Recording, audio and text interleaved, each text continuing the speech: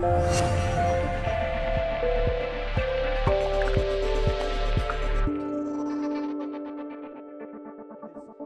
be a startup entrepreneur, you needed to come up with all these great ideas. You were the one servicing the clients to make sure that things were delivered to a particular standard. You know, you might even be micromanaging other team members and things like that because you want to deliver to a certain standard.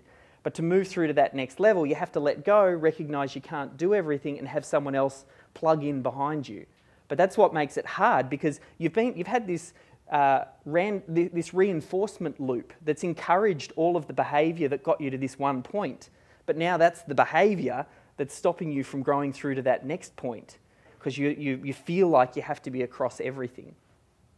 Can anyone sort of, I don't know, identify with that? Kind of in that, yeah. It's that, I think all entrepreneurs go through this part. And this guy, everybody knows who this guy is, he recognised that you can't build a successful business on your own. Obviously, you're going to need to build a team around you, and that's his talent. He's able to spot great quality people that he can get to head up his business, and then he applies the Virgin brand to that, and it just gives the business a kick start. It's a chance to sort of succeed.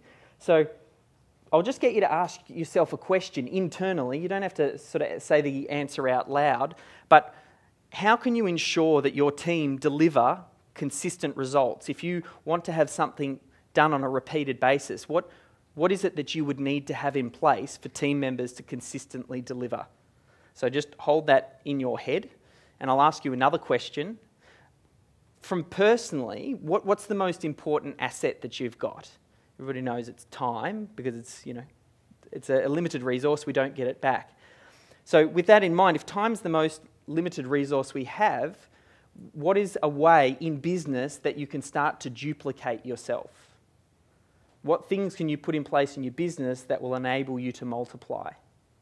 Again, just hold that question or that answer in your head. And I'll move to the last one. This question kind of got me thinking by this gentleman here. Does anyone know who he is?